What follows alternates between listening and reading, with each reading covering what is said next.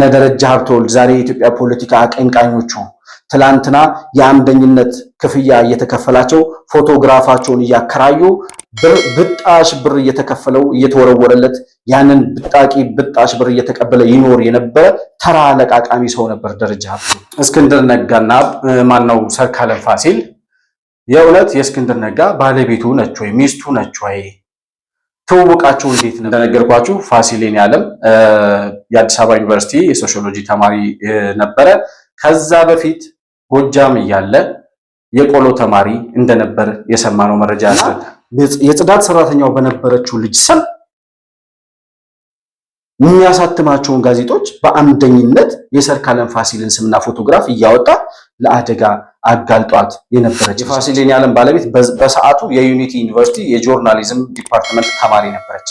ነገር ግን መንግስት እንደሚፈልጋት በጸሐፊነቷ ለአደጋ እንደተጋለጠች ተደርጎ ነው በስደተኛ ካምፕ ተደርጎ በኬንያ በኩል እንድትወጣ። በሰዓቱ ሰርካለም ስለታሰረችበት ጉዳይ እንኳን ምን አድርጋ እንደሆነ ስለጻፈችው ጽሑፍ እንኳን ስትጠየቅ እንኳን አይደለም እንደ ጋዜጠኛ አርቲኩሌት አድርጋ ልትናገር ስለታሰረችበት ኬዝ እንኳን የምታውቀው ነገር እንዳልነበር ነው የምትናገር። ከቆሎ ተማሪነት ተነስተህ የኢትዮጵያን መሪ መዝለፍ ደረጃ ላይ የምትደርስ ከሆነ አንተ ማንነትህን ባክግራውንድህን ረስተሃል ማለት ነው። ስለዚህ ያኔ ይዘኸው ስትዞር የነበረው ኮፋዳህን የሚያስታውስህ ሰው ትፈልጋለህና እስክንድር ነጋ ትላንት በሰው ህይወት ላይ ለተጫወተው ትላንት በልጁ እናት ላይ ለተጫወተው ቁማር ዛሬ ዋጋ እየከፈለ ያለበት ጊዜ ላይ ነው ያለነው።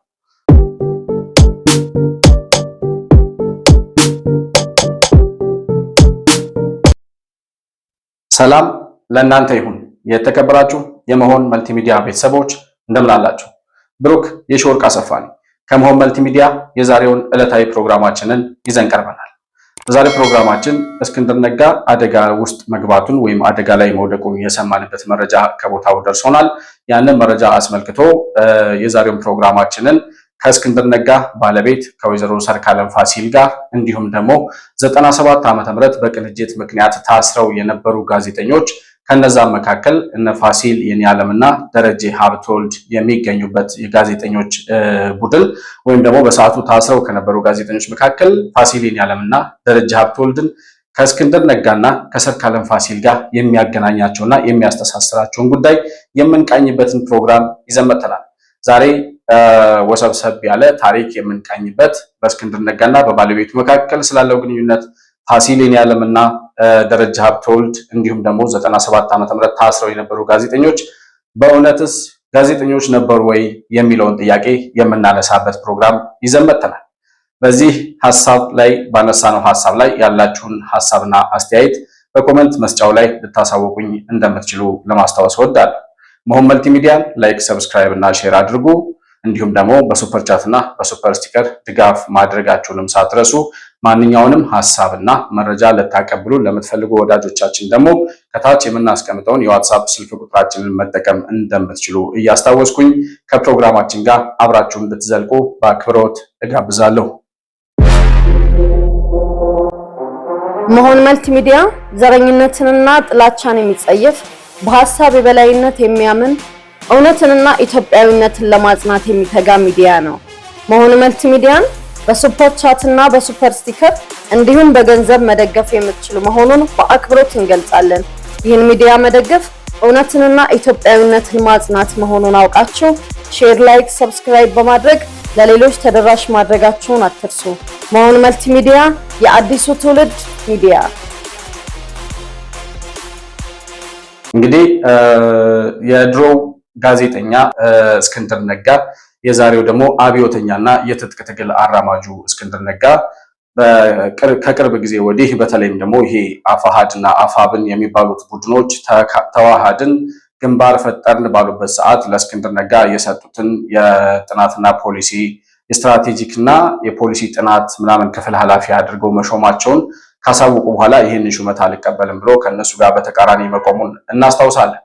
እንግዲህ የእሱን የተቃርኖ መንገድ ተከትሎ ቡድኑም አለመመስረቱንና አሁንም በወሬ ደረጃ አየር ላይ ያለ ቡድን ካልሆነ በስተቀር በስርዓት ተስማምተው በዓላማ ተዋህደው በዓላማ ተግባብተው ግንባር መፍጠር የሚችሉ ቡድኖች አለመሆናቸውን እስክንድር ነጋ በተደጋጋሚ እያጋለጠ ስላስቸገራቸው ከዛን ጊዜ በኋላ እስክንድር ነጋን በአይነ ቁራኛ ሲከታተሉት እንደነበር መረጃዎች ያስረዳሉ። አሁን ከስፍራው በደረሰን መረጃ መሰረት ደግሞ ኤክስክሉሲቭ አይደለም፣ አክቹአሊ ሌሎች ሚዲያዎችም ዘግበውታል። እስክንድር ነጋ በራሱ በዛው ይሄ አፋብን በሚባለው አመራሮች እና እሱ በሚንቀሳቀስበት አካባቢ ያሉ የሽብርተኛው ቡድን ኃላፊዎች እስክንድር ነጋ ከማንም ጋር እንዳይገናኝ፣ ምንም አይነት መረጃ እንዳይለዋወጥ በቁም እስር ላይ አድርገውት እንዳለ መረጃዎች ይጠቁማሉ። እና እስክንድር ነጋ እንደዚህ አይነት አዘቅት ውስጥ ለምንድን ነው እየገባ ያለው ብዬ ስጠይቅ ብዙ ጊዜ የማስታውሰው ባለቤቱ ነው። ባለቤቱ ወይዘሮ ሰርካለም ፋሲል ከዚህ በፊት በሰራሁት ቪዲዮም ቢያንስ አሁን በተለይ ባለፈው እነ ማስረሻ ሰጤ እስክንድር ነጋ ቡድን ውስጥ የነበሩ ሰዎች እንደነበሩ ይታወቃሉ። እነሱ ወደ ሰላሙ አማራጭ ሲመጡ እስክንድር ነጋ ባይ ዲፎልት ከነሱ ተገንጥሎ ከቀረ የነ ዘመነ ካሴ ቡድን እስክንድር ነጋ ሊያጠፋው እንደሚፈልግ ስለምናቅ አሁን ህይወቱ አደጋ ላይ መሆኑንና ቢያንስ ባለቤቱ ከዚህ በኋላ በቃህ ብላ ለምን አታስወጣውም? ለልጁ ሲባል ለቤተሰቡ ሲባል ከዚህ በኋላ ሊያሳካው የሚችልም ድል ስለሌለ ቢያንስ ህይወቱን የሚያተርፍበትን መንገድ ለምን አትመክረውም የሚል ጥያቄ አንስተን ነበረ። እስክንድር ነጋ እንግዲህ እንደሚታወቀው እስከዛሬ 3 ዓመት ሙሉ በሚባል ደረጃ ትጥቅ ትግል አራምዳለሁ ብሎ ከገባበት ጊዜ ጀምሮ የት እንዳለ የማይታወቅ ከኤርትራ መንግስት ጋር በጋራ ሰራለሁ በሚል ቅዠት እንዲሁም ደግሞ ከዛሬ ነገ ለውጥ እናመጣለን የሚሉት እነሱ ለውጥ የሚባል ነገር ቀርቶ በራሳቸው ላይ የሞት አደጋ እየተጋረጠባቸው ያሉ ሰዎች መሆናቸው ይታወቃል። እስካሁን ከተመሰረተበት ጊዜ ጀምሮ እስክንድር የሚመራው ቡድንም ሆነ የትኛውም የፋኖ አመራር የአማራው ሸኔ ማለት ነው የነሱ ቡድን ምንም አይነት ስኬት አስመዝግቦ እንደማያውቅ እየታወቀ ለምን ከዚህ በላይ ዋጋ ይከፈላል? ማህበረሰቡስ ገበሬውስ ለምን ዋጋ ይከፍላል? ቢያንስ ታጣቂዎቹም ራሳቸው ለምን ህይወታቸውን አያተርፉም የሚል ጥያቄ ስናነሳ ስለነበረ ወዳጅ ቤተሰብ የእስክንድር ነጋ ቤተሰብ ቢያንስ እኔ ለእስክንድር ነጋ ለየት አድርጌ ብዙ ጊዜ የምናገረው በ97 ዓመተ ምህረት እንዲሁም ደግሞ ከዛ በፊት በነበረው ከወያኔ ጋር ይደረግ በነበረው ትግል የራሱን አስተዋጽኦ ያበረከተ ሰው ነው። ወያኔን ለመጣል በተደረገው ትግል ላይ ማለት ነው። በወያኔ ዘመን ሳይፈሩ ለህይወታቸው ሳይሳሱ ይጽፉ ከነበሩ ኢትዮጵያውያን መካከል የወያኔን ሚስጥሮችና የወያኔን አምባገነንነት እያጋለጡ ህዝብን ያነቁ ሰዎች ከምንላቸው ሰዎች ውስጥ እስክንድር ነጋ አንዱ ነው። ስለዚህ ይህ ሰውዬ በዛን ዘመን ላበረከተው አስተዋጽኦ ሲባል ቢያንስ ህይወቱ ቢተርፍ ደስ ይለኛል እኔ እንደ ግለሰብ። ከዛ አንጻር ብዙ ጊዜ ነገሮችን ከባለቤቱ ጋር እያገናኘው ለምን በቃ አትለውም የሚል ጥያቄ አነሳ ነበር።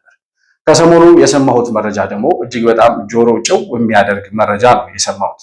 እስክንድር ነጋና ባለቤቱ የሚተዋወቁበት ሌላ ሚስጥራዊ ኬዝ እንደነበርና ምናልባትም ደግሞ 97 ዓመተ ምህረት ታሰሩ የተባሉ ጋዜጠኞችም ይሄንን ሚስጥር እንደሚያውቁ ታሰሩ የተባሉት ማለት ጋዜጠኞች የተባሉት ማለት ነው። ጋዜጠኛ ናቸው አይደሉም የሚለውን ነገር ወደኋላ ስለምናየው ማለት ነው። እነሱ የእስክንድር ነጋና የሰርካለምን ሚስጥር እንደሚያውቁ ሌላ የሚያገናኛቸው ኬዝ እንዳለ ሰማ። እኛም መጎርጎር ጀመርን። ምንድነው ያለው ኬዝ የሚል መረጃ እያፈላለግን ነበረ። ስለዚህ እስክንድር ነጋና ማነው ሰርካለም ፋሲል የእውነት የእስክንድር ነጋ ባለቤቱ ነች ወይ ሚስቱ ነች ወይ? ትውውቃቸው እንዴት ነበር? በምንድን ነው እስክንድር ነጋና ሰርካለም ፋሲል የሚተዋወቁት የሚለውን ነገር ሰርች ማድረግ ጀመር እና በሰዓቱ 97 ዓመተ ምህረት ነው የእስክንድር ነጋ ባለቤት ጸሐፊ ተብላ የተለያዩ ጋዜጦች ላይ በምትጽፋቸው ጽሁፎች ሽብር ቀስቅሳችኋል ተብሎ ከታሰሩት ጋዜጠኞች መካከል አንዷ እንደነበረች ይታወቃል። እና እነዚህ ጋዜጠኞች 97 ዓመተ ምህረት ሲታሰሩ ያው የተከሰሱበት ክስ ሽብርተኝነትን ማነሳሳትና መቀስቀስ በሚል በሽብርተኝነት ሕግ ወይም ወንጀል መከሰሳቸው ይታወሳል። በዛን ጊዜ ከታሰሩ ሰዎች መካከል እነ ፋሲሌን ያለም ደረጃ ሀብተወልድ እና ሌላ አንዱ ዓለም የሚባል ልጅም እንደነበር አስታውሳለሁ። በሰዓቱ ሲሳይ አጌናም ከታሰሩ ጋዜጠኞች መካከል ነበር እና ፋሲሌን ያለም የሚባለው ሰውዬ የሰርካለምን ጉዳይ ወደ በኋላ እመለስበታለሁ። መጀመሪያ ፋሲሌን ያለምና ደረጃ ሀብተወልድን በሰዓቱ የነበራቸውን ሚና እንቃኛቸው ብዬ ስላሰብኩ ነው። ፋሲሌን ያለም ማለት በሰዓቱ አዲስ ዜና የሚባል ጋዜጣ ነበራቸው ይላል ያገኘሁት መረጃ። እዛ አዲስ ዜና መረጃ ላይ በፐብሊሸርነት ወይም በአሳታሚነት እና ያን ጋዜጣ የሚያዘጋጀው አዘጋጁ እሱ ነበር። በዛ ምክንያት ጋዜጣው ላይ ይጽፋቸው በነበሩ ምክንያቶች ነው ፋሲሌን ያለም የታሰረው ይባላል።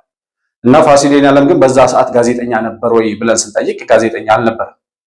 አዲስ አበባ ዩኒቨርሲቲ የሶሺዮሎጂ ዲፓርትመንት ተማሪ እንደነበር ያገኘሁት መረጃ ያስረዳል። ነገር ግን ከዛ በኋላ ጋዜጣ ከሚያሳትሙ ወይም የጋዜጣ ባለቤት ከሆኑ ሰዎች ጋር በጋራ ሆኖ ጋዜጣ ያዘጋጁ ነበር። ፋሲል የኔዓለም ብቻውን ሳይሆን አዲስ ዜና የሚባለውን ጋዜጣ ከሌሎች ጓደኞቹ ጋር አንድ ላይ ሆኖ ያዘጋጅ ነበር እና እነ ፋሲል እነዛን ጋዜጣ ሲያዘጋጁ በስማቸው መረጃዎችን ማውጣት ስለማይፈልጉ እዚህ ውስጥ ሲሳይ አጌናን አውጡልኝ፣ ሲሳይ አጌና እዚህ ውስጥ አይካተትም።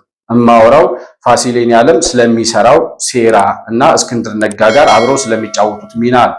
የፋሲል የኔዓለምንና የእስክንድር ነጋን ዜና ነው ማለት መረጃ ነው የምነግራችሁ። እና ፋሲል የኔዓለም ከጓደኞቹ ጋር ሆኖ በሚያሳትመው ጋዜጣ እንዲሁም እስክንድር ነጋ በሚያሳትማቸው ጋዜጦች ላይ የሚወጡ መረጃዎችን ወይም የሚጻፉ ጽሁፎችን በራሳቸው ስም ወይም በጓደኞቻቸው ስም ማውጣት ስለማይፈልጉ ሌሎች ሰዎች ይፈልጉ ነበረ። ገንዘብ ከፍለዋቸው በአምደኝነት ጋዜጣው ላይ እንዲሳተፉ የሚያደርጓቸው ሰዎች ነበሩ። ከነዚህ መካከል ደረጃ ሀብተወልድና አንዱዓለም የሚባለው ጋዜጠኛ እንዲሁም ደግሞ ሰርካለም ፋሲል አንዷ ነበረች። እንደነገርኳችሁ ፋሲል የኔዓለም የአዲስ አበባ ዩኒቨርሲቲ የሶሺዮሎጂ ተማሪ ነበረ። ከዛ በፊት ጎጃም እያለ የቆሎ ተማሪ እንደነበር የሰማነው መረጃ ያስረዳል። የቆሎ ተማሪ ነበረ እስከ ኤሌመንታሪ እስከሚጨርስ ድረስ 8ኛ ክፍል እስከሚጨርስ ድረስ ፋሲል የኔዓለም የቆሎ ተማሪ ነበር። ያ የቆሎ ተማሪ የነበረ ሰው ነው ዛሬ አዲስ አበባ ዩኒቨርሲቲ ሶሺዮሎጂ ዲፓርትመንት ገብቶ መማሩን ያገኘሁት መረጃ ያስረዳል። ከዛ በኋላ የኢትዮጵያ ጋዜጠኞች በሚያደርጉት እንቅስቃሴ ውስጥ ወደ ጋዜጣው መድረክ መጥቶ በጋዜጣው ላይ በሚጽፋቸው ጽሁፎች ሌሎችን ሰዎች በአምደኝነት እያስገባ ሌሎች ሰዎች በሱ ጽሁፍ በሱ ጋዜጣ ምክንያት ሌሎች ሰዎች እንዲታሰሩ፣ ሌሎች ሰዎች እንዲከሰሱ፣ ሌሎች ሰዎች ሰለባ እንዲሆኑ የሚያደርግ እጅግ በጣም መሰሪ የሆነ ሰው ነበር እና ከዚህ ውስጥ ደረጃ ሀብተወልድና አንዱዓለም የሚባለው ልጅ ይታወቃል። ደረጃ ሀብተወልድ በሰዓቱ አውደልዳይ የነበረ ምንም ስራ ያልነበረው ሰው ነው። በጊዜው ለደረጃ ሀብተወልድ ገንዘብ ይከፍሉታል። ያን ገንዘብ ተቀብሎ በአምደኝነት ጋዜጠኛ ተብሎ፣ ጸሐፊ ተብሎ፣ ጦማሪ ተብሎ መንግስት ያውቀዋል። ስለዚህ እዛ ጋዜጣ ላይ ፎቶአቸው ይወጣል። ፎቶአቸውን አሳልፈው ይሰጣሉ። በእኛ ስም ይውጣ ብለው ፎቶአቸውን ሰጥተው በስማቸው አምዱ ላይ የነሱ ስምና ፎቶ ተለጥፎ ጋዜጣው ይወጣል ማለት ነው። ነገር ግን ከወጣ በኋላ የሚጠየቁት እነዛ አምደኞች ናቸው። የሚታሰሩት እነዛ አምደኞቹ የተባሉት ጋዜጠኞች የተባሉት ሰዎች ናቸው። በዚህ መሰረት ነው እስክንድር ነጋ እና ፋሲል የኔዓለም በሚጫወቱት ሚና እነ ደረጃ ሀብተወልድ እና አንዱዓለም የሚባለው ጋዜጠኛ ሌሎች ከነሱ ጋር አብረው የታሰሩት ጋዜጠኞች በሙሉ በዚህ መድረክ የሚካተቱ አብዛኞቹ በሙሉ ሳይሆን አሁን ለምሳሌ ሪዮት ዓለሙ አንዷ ነበረች። ሪዮት ዓለሙ እዚህ ውስጥ የለችም። እሷ የታሰሩት ጋዜጠኞች በሙሉ ሳይሆን በእነ ሰርካለም ፋሲል ግሩፕ ውስጥ የነበሩት በእነ ደረጃ ሀብተወልድ ጓደኝነት ላይ የነበሩት እና አንዱዓለም ደረጀ ሰርካለምን ልትይዙልኝ ትችላላችሁ። ከዚህ ውስጥ እነሱ ገንዘብ እየተከፈላቸው እንደ ጦማሪ እንደ ጸሐፊ የተቆጠሩ ሰዎች እንጂ ጋዜጠኞችም አልነበሩ። ደረጃ ሀብተወልድ የ6ኛ ክፍል ተማሪ ነው ባገኘሁት መረጃ መሰረት።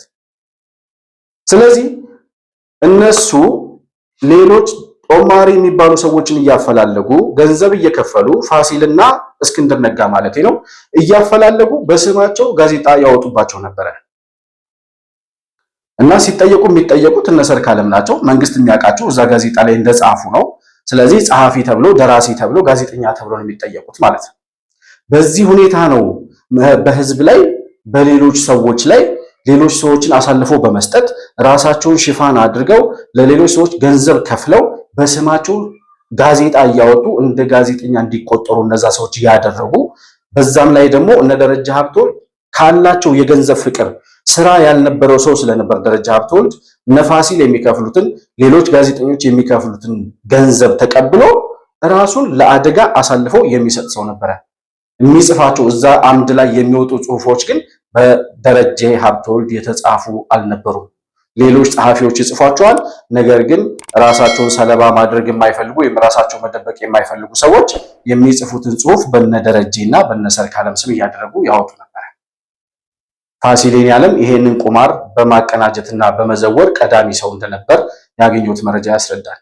ለኢትዮጵያ ያለው ለኢትዮጵያውያን ያለው ጥላቻ እስከ ጥግ የደረሰ ኦሮሞ ኢትዮጵያዊ አይደለም፣ አማራ ኢትዮጵያዊ አይደለም፣ ኢትዮጵያዊ ከሆነ ጎጃሜ ብቻ ነው ኢትዮጵያዊ ብሎ በጎጃሜነቱ ያለው የዘረኝነት ጥግ ጥልቀቱ የማይደረስበት ከጎጃም አጥር ውስጥ መውጣት የማይችልና የማይፈልግ እጅግ በጣም የደነዘዘ በጥላቻ የሰከረ ሰው ነው ፋሲል ያለም ማለት እና በሱ ምክንያት 97 ዓመተ ምህረት ላይ እሱ በጻፈው የሆነ ቦታ መርካቶ አካባቢ አሁን በትክክል ሎኬሽኑን ማለት ርዕሱን ባላስታውሰውም አንድ ቦታ ላይ ቦምብ ፈነዳ ብሎ በጻፈው ጽሑፍ መሰረት ሌላ አካባቢ የነበሩ ወጣቶች የምኒልክ ትምህርት ቤት ተማሪዎች ወደ አመጽ ወደ ረብሻ እንዲገቡ አድርጎ አዲስ አበባ ከተማ ላይ በቅንጅት ምክንያት የተገደሉ ወጣቶች እንዲገደሉ ምክንያት የሆነው የፋሲል ያለም ጋዜጣ መሆኑን በሰዓቱ የነበሩ ሰዎች ጉዳዩን የሚያውቁ ሰዎች ያስረዱኝ ወይም ያገኙት መረጃ ያስረዳል። ይሄን መረጃ ውሸት ነው የሚል አካል ካለ ይምጣና ፋሲል ያለምም እነ ደረጀም መጥተው መከራከር ይችላል። እና በዚህ ሁኔታ አንደኛ ስለ ጋዜጠኝነት ምንም ኖሃው የሌለው ሰው ጋዜጠኛ ተብሎ ፋሲል ያለም ማለት ነው ጋዜጠኛ ተብሎ ነገር ግን በስሩ ሌሎች ሰዎችን ሰለባ አድርጎ ሌሎች ሰዎች እንዲታሰሩ አድርጎ ከዛ ሲቀጥል ሚስቱን አብሮ በጋራ ይዞ እንደ ጋዜጠኛ ከእስር ከተፈቱ በኋላ ኢትዮጵያውያን ጋዜጠኞች በኬንያ በመናምን እያደረጉ ይወጡ በነበረበት ሰዓት ሚስቱን ይዞ ወደ ኬንያ ሄደ። ከዛ በኋላ ወደ ውጭ ሀገር መውጫ እድል አግኝተው በዩኤን በኩል ወደ ሆላንድ የገባው ማለት ነው ፋሲል ያለም እና ደረጃ ሀብተወልድ በዛን ሰዓት በጋዜጣው ላይ በአምደኝነት ተጽፎ ስሙና ፎቶግራፉ ለሚወጣበት ብቻ ክፍያ እየተቀበለ የሚኖር ሽርፍራፊ ከነፋሲልና ከነስክንድር እየተቀበለ ይኖር የነበረ ለራሱም ክብር የሌለው ስለ ኢትዮጵያዊነት ምንም ነገር የማያውቅ ተራ ሰው መሆኑን ደረጃ ሀብተወልድ ራሱ አሁን የሚያደርጋቸውን ነገር ስንመለከት ለገንዘብ ሳንቲም ቅጭል ባለበት ቦታ ሁሉ የሀገርን ጥቅም አሳልፈው ለመሸጥ ወደኋላ የማይሉ ሰዎች መሆናቸውን ስንመለከት ባክግራውንዳቸው ለካ በዚህ አይነት ሁኔታ በተጭበረበረ መንገድ የመጡ ሰዎች ስለሆኑ ነው። ያልሆኑትን ተብለው ያልሆኑትን ናቸው ተብለው ስለተነገረላቸው እንጂ ፋሲል ያለም ከቆሎ ተማሪነት ተነስቶ የቆሎ ተማሪነት ውርደት አይደለም፣ የቆሎ ተማሪነት እንትን የበታችነት አይደለም። ነገር ግን የቆሎ ተማሪ ሆነህ ምናልባት የቤተ ክርስቲያን የቤተ ክህነት ትምህርት ልታስተምር ትችላለህ። ምናልባት በተማርከው ትምህርት በሶሺዮሎጂም ሌላ ውጤት ልታመጣ ትችላለህ። ነገር ግን ከቆሎ ተማሪነት ተነስተህ የኢትዮጵያን መሪ መዝለፍ ደረጃ ላይ የምትደርስ ከሆነ አንተ ማንነትህን ባክግራውንድህን ረስተሃል ማለት ነው። ስለዚህ ያኔ ይዘኸው ስትዞር የነበረውን ኮፋዳህን የሚያስታውስህ ሰው ትፈልጋለህ ማለት ነው።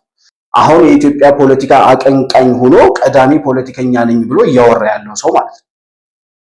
እና ማንነታቸውን የሚያውቁ ሰዎች ስላሉ ዛሬ ማንነታቸውን እየገለጥን የምናወጣው ደግሞ እንደኛ አይነት ሚዲያዎች ስላሉ መደበቅና የኢትዮጵያዊነት ካባን ብቻ ተሸልሞ መኖር የሚቻልበት ጊዜ ላይ አይደለም።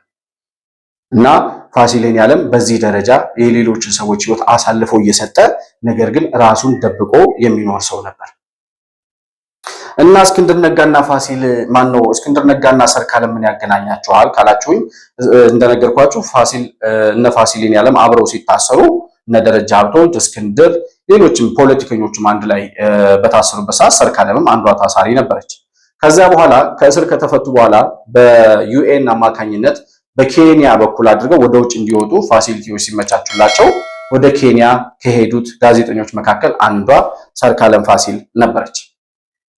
እና ሰርካለም ፋሲል በሰዓቱ ያረፈችባት ቦታ እዛ ሂዳ ኬንያ ሂዳ የተቀመጡበት ያረፉበት ቦታ ላይ የነበሩ ሰዎች ናቸው ይሄንን መረጃ የነገሩኝ። በሰዓቱ ሰርካለም ስለታሰረችበት ጉዳይ እንኳን ምን አድርጋ እንደሆነ ስለጻፈችው ጽሑፍ እንኳን ስትጠየቅ እንኳን አይደለም እንደ ጋዜጠኛ አርቲኩሌት አድርጋ ልትናገር ስለታሰረችበት ኬዝ እንኳን የምታውቀው ነገር እንዳልነበር ነው የምትናገረው። ነገር ግን ይቺ ልጅ ጋዜጠኛ ተብላ ተሸልማለች። አንደኛ እስር ቤት እያለች ሰርካለም ፋሲል በጣም ተጽዕኖ ፈጣሪ ጋዜጠኛ ተብላ በዓለም አቀፍ ደረጃ ተሸልማለች እንደ ጋዜጠኛ ማለት ነው።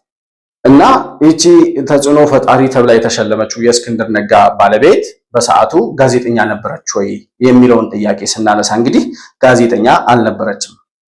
እስክንድር ነጋ የሚያሳትማቸውን መጽሐፎች የሚያሳትማቸውን ጽሑፎች በእሷ ስም ያወጣ ነበር። እና እነዚህ ሸላሚ ድርጅቶች የሚያውቁት የነዛ ጋዜጠኞች ፐብሊሸር አዘጋጅና ምናምን ማናጀሯ ሰርካለም ፋሲል እንደሆነች ነው የሚያውቁት። እና ሲፒጄ የሚባለው ድርጅት በዛን ጊዜ 97 ዓመተ ምህረት የታሰሩ ጋዜጠኞችን ዝርዝር ሲያወጣ ሰርካለም ፋሲል አንዷ ታሳሪ መሆኗንና በሰዓቱ ታዘጋጃቸው የነበሩ ጋዜጦችን ምኒልክ፣ አስኳልና ሳተናው የሚሉ ጋዜጦችን ታሳትም ነበር ይላል። በሰዓቱ እዛ ሲፒጄ ያወጣው መረጃ ላይ ማለት ነው። የሲፒጄ የሚባለውን ጋዜጣ መረጃ ሂዳችሁ ማየት ትችላላችሁ። ሲፒጄ ማለት ኮሚቴ ቱ ፕሮቴክት ጆርናሊስት የሚባለው ለጋዜጠኞች ጥበቃ የሚያደርገው ወይም ያደርጋል ተብሎ የተቋቋመው ድርጅት ማለት ነው። እና በሲፒጄ መሰረት ሰርካለም ፋሲል የሳተናው የምኒልክና የአስኳል ጋዜጦች ማናጀር እና ፐብሊሸር ነች ይላል። ይህች ልጅ ግን ከእስር ተፈታ ኬንያ ስትሄድ ወደ ውጭ ልትሄድ ፕሮሰስ እየተደረገላት በነበረበት ጊዜ ያሳረፏት ሰዎች ሲጠይቋት የምትናገረው ጉዳይ እንኳን አልነበራትም። ስለታሰረችበት ኬዝ፣ ስለጻፈቻቸው ቶፒኮች፣ ስላነሳቻቸው አይዲያ አንድ መቼም በፖለቲካ ታስሮ በዚህ ደረጃ ዋጋ እየከፈለ ያለ ሰው የኢትዮጵያ መንግስት አደረሰብኝ የሚለውን ተጽዕኖ የሚያቅሰው አሁን እንኳን ውጭ ከወጣ በኋላ ከመጻፍ ወደ ኋላ አይደል። ነገር ግን አሁን ጽሁፍ ውስጥ የለችም። ሲቀጥል ያኔ እንኳን ገና ኬንያ ሂዳ በነበረበት ሰዓት ላይ ታስራ እንደተፈታች ማለት ነው። ሰዎች ሲጠይቋት የታሰረችበትን ኬዝ እንኳን የምታውቅ ሰው አልነበረችም። ስለዚህ እነዚህ አስኳል፣ ምኒልክ እና ሳተናው የተባሉ ጋዜጦችን ማን ነበር ያሳትም የነበረው የሚለውን ነገር ከፈለጋችሁ እስክንድር ነጋ ያሳተማቸው የነበሩ ጋዜጦች ምን ምን ናቸው ብላችሁ ስትጠይቋቸው አሁን የነገርኳችሁን በሰርካለም ፋሲል ፐብሊሸርነት የሚታወቁ አስኳል፣ ሳተናውና ምኒልክን ያዘጋጅ የነበረው እስክንድር ነጋ እንደነበር መረጃዎች ያስረዳሉ፣ ያረጋግጣሉ። እና እስክንድር ነጋ በዛ ሰዓት ያሳተማቸው የነበሩ ጋዜጦች ናቸው እነዚህ አስኳል ምኒልክና ሳተናው የሚባሉት ጋዜጦች ማለት ነው። እነዚህን ጋዜጦች የሚያሳትመው እስክንድር ነጋ ነገር ግን እነዚህን ጋዜጦች ካሳተመ በኋላ በአምደኝነት ማንን ያስገባ ነበር? የሰርካለም ፋሲልን ስም ያስገባ ነበር። እንዴት ሰው የሚስቱን ስም የወያኔ ባህሪ እየታወቀ የሚስቱን ስምና ፎቶግራፍ ለጥፎ ራሱን ደብቆ እንዴት ሚስቱን አሳልፎ ይሰጣል የሚል ሰው ሊኖር ይችላል። ነገር ግን ሰርካለም ፋሲል በሰዓቱ የእስክንድር ነጋ ሚስት አልነበረችም። እውነታው ይሄ ነው። እስክንድር ነጋና ሰርካለም ፋሲል የሚተዋወቁት በስራ ነው። ሰርካለም ፋሲል የእስክንድር ነጋ የቢሮው ጽዳት ሰራተኛ ነበረች በጊዜው። በጽዳት ሰራተኛው ስም የሚከፈላትም ደሞዝ ትንሽ ስለነበረ በሷ ስም በአምደኝነት ስም ተጨማሪ ክፍያ እየከፈለ በሷ ፎቶግራፍና ስም የተለያዩ መንግስትን የሚቃወሙ ጽሁፎችን እየጻፈ ይችን ልጅ ሰርካለም የምትባለው ልጅ አሳልፎ ለመስጠት የፈቀደ ሰው ነው እስክንድር ነጋ ማለት። በሷ ህይወት እየተጫወተ በሷ ህይወት እየቀለደ የሷን ህይወት አሳልፎ ለአደጋ እያጋለጠ ነገር ግን እሱ በሚጽፋቸው ጽሁፎች ውስጥ የሚያተርፈውን ትርፍ የሚያጋብስ እንደ ደራሲ እንደ ጸሐፊ የሚቆጠር ነገር ግን በሰው ህይወት መጫወቱን ማንም ሰው የማያውቅበት የሚመስለው ተራ የሆነ ፍጡር ነው እስክንድር ነጋ ማለት። እና የጽዳት ሰራተኛው በነበረችው ልጅ ስም የሚያሳትማቸውን ጋዜጦች በአምደኝነት የሰርካለም ፋሲልን ስምና ፎቶግራፍ እያወጣ ለአደጋ አጋልጧት የነበረች ልጅ ነች። እና ሰርካለም ፋሲል እስር ቤት ሆና የመጀመሪያ ልጇን መውለዷን እናስታውሳለን። እንግዲህ የመጀመሪያ ልጇን የወለደችው ከእስክንድር ነጋ ጋር በባለትዳርነት ወይም በሚስትነት በባልና ሚስትነት እየኖሩ ሳይሆን የሱ የጽዳት ሰራተኛ ሆና እየኖረች በነበረችበት ጊዜ በተፈጠረ ግንኙነት ከዚያ በኋላ ወደ ትዳር መግባታቸውን ነገሮች ያስረዳሉ። ናፍቆት እስክንድር እስር ቤት ውስጥ ከተወለደ በኋላ ማለት ነው። ነገር ግን ይሄ ሰውዬ ሰርካለም ፋሲልን ወያኔ በዛን ሰዓት አስሮ ማንንም መግደል በሚችልበት ማንንም ማጥፋት በሚችልበት ሰዓት ይች ልጅ የወያኔ ሰይፍ ሰለባ እንድትሆን አሳልፎ የሰጣት ሰው ነበረች። በጣም የሚገርመው ደግሞ የፋሲል የኔዓለም ባለቤትም አሁን በኬንያ በኩል አብረው ከወጡት ሰዎች መካከል ይሄን መረጃ ያቀበሉ ሰዎች ኬንያ የነበሩ እነ እስክንድር እነ ሰርካለም ፋሲል የኔዓለም እና እነ ደረጃ ሀብተወልድ በኬንያ አድርገው ሊወጡ ሲሉ ኬንያ ያረፉባቸው ሰዎች ናቸው ይሄንን መረጃ የሰጡኝ። ያቋቸዋል ማን እንደሆነች ያሳረፈቻቸው ልጅ ማን እንደሆነች ይሄን መረጃ ልታቀም የምትችለው ማን እንደሆነች በደንብ ያውቃል። ሊክዱት የሚችሉት መረጃ አይደለም ልላችሁ እና በዛን ሰዓት ከነዚህ ጋዜጠኞች ከተባሉ ሰዎች ጋር አብረው ወደ ኬንያ ከተሻገሩ ሰዎች መካከል ዋና አንዷ ደግሞ ማን ነበረች? የፋሲል የኔዓለም ባለቤት ስምረት የምትባለው ወጣትም አንዷ ነበረች። የፋሲል የኔዓለም ባለቤት በሰዓቱ የዩኒቲ ዩኒቨርሲቲ የጆርናሊዝም ዲፓርትመንት ተማሪ ነበረች። ነገር ግን መንግስት እንደሚፈልጋት በጸሐፊነቷ ለአደጋ እንደተጋለጠች ተደርጎ ነው በስደተኛ ካምፕ ተደርጎ በኬንያ በኩል እንድትወጣ የተደረገው። ፋሲል የኔዓለም ግን የሚስቱን ስም በአምደኝነት ጋዜጣው ላይ አላካተተም ነበር፣ አልጻፈም ነበር። የሚስቱን ስም በማጋለጥና ፎቶግራፏና ጋዜጦቹ ላይ በመለጠፍ የወያኔ ሰይፍ ሰለባ እንድትሆን አላደረጋትም ቢያንስ። ነገር ግን ያው ጋዜጠኛ ተማሪ ስለነበረች ፋሲል የኔዓለም ቀድሞ ወደ ኬንያ ከወጣ በኋላ ባለቤቱን በዩኤን በኩል ደግሞ እንድትወጣለት አድርጎ ይዞ ሄዷል። እስክንድር ነጋም አሁን ባለቤቴ ናት የእስክንድር ነጋ ሚስት ናት ተብላ የምትታወቀውን ሰርካለም ፋሲልን ከእስር በኋላ በነበረው ግንኙነታቸው ወደ ትዳር የገቡ እንጂ በመጀመሪያ ደረጃ ሰርካለም ስትታሰር ጋዜጠኛም አልነበረችም። የአስኳል የሳተናው የምኒሊክ የሚባሉት እስክንድር የሚያሳትማቸው ጋዜጦች ደራሲም አዘጋጅም ጸሐፊም አልነበረችም። የእስክንድር ነጋ የሥራ አጋርም አልነበረችም። የጽዳት ሰራተኛው ብቻ ነበር የነበረችው። የጽዳት ሰራተኛውን ግን አሳልፎ ለአደጋ እየሰጠ በሌሎች ሰዎች ስም የሚነግዱ የሰዎችን ሕይወት አሳልፎ ለመስጠት ወደኋላ የማይሉ ሰዎች ናቸው። ፋሲል የኔዓለም ምን ያህል መሰሪ እንደሆነ የምታውቁት እነ እስክንድር ነጋ አብረዋቸው በሚሰሩ ሰዎች አንድ ላይ እየለጠፉ እያወጡ ሌሎችን ሰዎች ለአደጋ ሲያጋልጡ፣ ፋሲል የኔዓለም ግን ጋዜጠኝነት የምትማረውን ሚስቱን በአንድ ላይ አልለጠፋትም ነበር። ቢያንስ በዚህ ደረጃ ሚስቱን ፕሮቴክት አድርጓታል ሊባል ይችላል።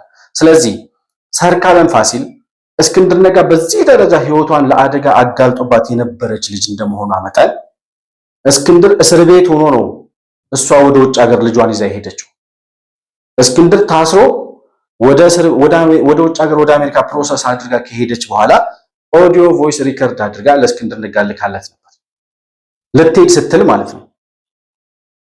እና ምን ያህል ከብዷት እንደነበረ እስክንድርን የመሰለ ጀግና በእስር ቤት ውስጥ ተቶ መሄድ ምናምን ከባድ እንደነበረ ምናምን ታስረዳው እዛ ላይ። ነገር ግን አሁን ከሄደች በኋላ የሚያደርጋቸውን ነገሮች እንቅስቃሴዎቹን እያየች ይሄ ሰውዬ ወደ ጥፋት እየሄደ እንደሆነ ከሰውነት ተራ ወጥቶ በየቀኑ አጥንቱ እየቀረ በዛ ላይ ድል አመጣለሁ ብሎ ጫካ የገባው ሰውዬ ለራሱ ለህይወቱ አደጋ ሆኖ የቁም እስር ላይ እስከሚደርስ ድረስ አይኗ እያየ እየተመለከተ ዛሬ ማይዞህ በርታ እያለች የምትገፋው ያኔ ለአደጋ ስላጋለጣት አሁን እየተበቀለችው ነው ወይ የሚል ጥያቄ እንድናነሳ ያደርገናል። እንዴት ሰው የልጄን አባት የሚለውን ሰው ባሌ ነው፣ ቤተሰቤ ነው፣ የትዳር አጋሪ ነው የሚለውን አካል ወደ ጥፋት እየሄደ መሆኑ ከገባው እንዴት በቃ ኃይልም ሰው እንዴት ውጣ ከዚህ ኃይልም ፋሲል ማነው እስክንድር ነጋና ሰርካለም ፋሲል በዚህ ደረጃ የእስክንድር ነጋ ባለቤት ከሆነች እየሆነ ያለው ነገር ለምን አይሰማትም? የልጇን አባት ለማዳን ለምን ጥረት አታደርግም ብለን ጥያቄ ስናነሳ ሰርካለም ፋሲል ለእስክንድር ነጋ እንደውም ጥልቅ የሆነ ጥላቻ ያላት ራሱን ወደ አደጋ እንዲወስድ ያኔ ላደረሰባት ግፍና በደል ያኔ ታስራ ለከፈለችው መስዋዕትነት ያኔ እስክንድር በማታቀው መዓት ውስጥ አስገብቶ ላስከፈላት ዋጋ አሁን ዋጋ እያስከፈለችው እንዳለች የምንረዳበት መንገድ ወይም መረጃዎቹ የሚያስረዱት እንደዛ። ማንም ሰው ቢሆን ለህይወትህ አደጋ ጋርጦብህ ከነበረ የዛን ሰውዬ ህይወት ወደ አደጋ ለማስገባት ምንም አይነት አደጋ ውስጥ ቢገባ ትላንትና እንደዚህ አድርጎ የነበረ እኔን የሚል የቁጭትና የእልህ የቂም በቀል መንገድ የምትከተል ሰው ነው የምትመስለው ሰርካለም ፋሲል። እንደዚህ አይነት ቁማር እየተጫወቱ የነበሩ ሰዎች ደግሞ እንደዚህ አያደርጉም ብሎ ለመገመት በጣም ያስቸግራል። እና በአጠቃላይ ይሄንን ፕሮግራም ስንቋጨው ፋሲል የኔዓለም የሚባለው ሰውዬ የሌሎችን ወጣቶች ህይወት አደጋ ላይ በመጣል ለሌሎች ሰዎች የአምደኝነት ክፍያ በመክፈል የሚጽፏቸው ጽሁፎች እሱና ጓደኞቹ በሌሎች ሰዎች ስምና ፎቶ እያወጡ በጣም ብዙ ወጣቶች እንዲኮላሹ፣ እንዲታሰሩ፣ እንዲገደሉ ያደረገ እጅግ በጣም መሰሪ የሆነ ሰው ነው። የትላንት ማንነቱን ረስቶ ዛሬ የኢትዮጵያ ፖለቲካ ላይ ተንታኝ ነኝ፣ የኢትዮጵያ ፖለቲካ ወሳኝ ነኝ የሚል ጨዋታ መጫወት የጀመረው ሰው የጋዜጠኝነት ስነ ምግባር የሌለው የጋዜጠኝነት ሙያም የሌለው ተራ የሆነ ምንም ነገር ስለ ጋዜጠኝነት ምንም ነገር የማያውቅ ነገር ግን በፖለቲካው ቁማር ለመጫወት ቆርጦ የገባ ሰው መሆኑን የኋላ ታሪኩ ያስረዳል። እስክንድር ነጋም ቢያንስ አብራው ለምትሰራው አብራው ላለችው ዝቅተኛ ደሞዝ እየከፈላት የሱን ቢሮ እያጸዳች የምትኖረው ያችን ሰርካለም ፋሲል የተባለች ያችን ምስኪን ልጅ ህይወቷን ለአደጋ አጋልጦ በወያኔ ሰይፍ እንድትበላ አድርጎ አሳልፎ የሰጣት ሰው ለሌሎች ወጣቶች ዛሬ ያስባል፣ ለሌሎች ወጣቶች ህይወት ይጨነቃል ብሎ ማሰብ ሞኝነት የሚሆንበት ደረጃ ላይ ነው የምንገኘው። እነ ደረጃ ሀብተወልድ ዛሬ የኢትዮጵያ ፖለቲካ አቀንቃኞቹ ትላንትና የአምደኝነት ክፍያ እየተከፈላቸው ፎቶግራፋቸውን እያከራዩ ብጣሽ ብር እየተከፈለው እየተወረወረለት ያንን ብጣሽ ብር እየተቀበለ ይኖር የነበረ ተራ ለቃቃሚ ሰው ነበር ደረጃ ሀብተወልድ። የመንደር አውደልዳይ በየመንደሩ ሲዞር የሚውል ሰው ነበረ።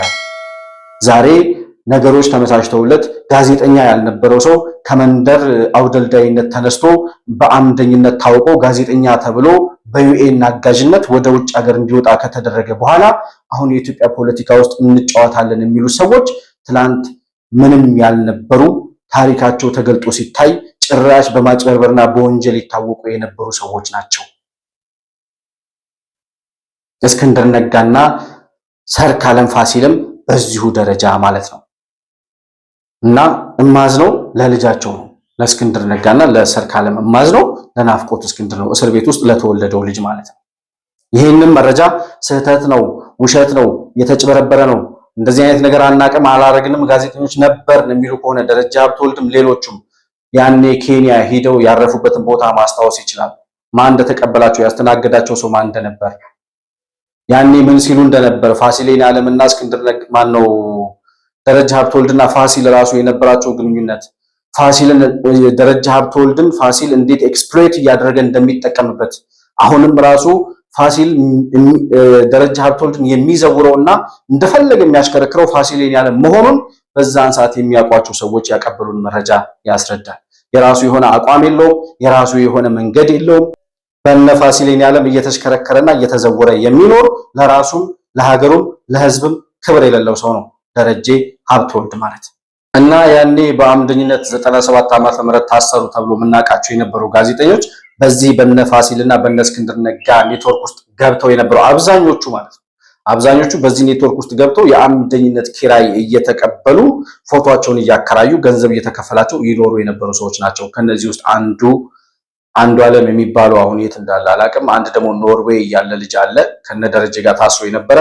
ከዛ ሲቀጥል ሰርካለም ፋሲል፣ ደረጃ ሀብተወልድ የፎቶግራፍ ኪራይ እየተከፈላቸው የአምደኝነት ቦታ ተሰጥቷቸው ነገር ግን ያልጻፉትን ጽሁፍ በእነሱ ስም እንዲለጠፍ የፈቀዱ ለገንዘብ ሲሉ የራሳቸውን ህይወት አሳልፈው የሰጡ ሰዎች ናቸው።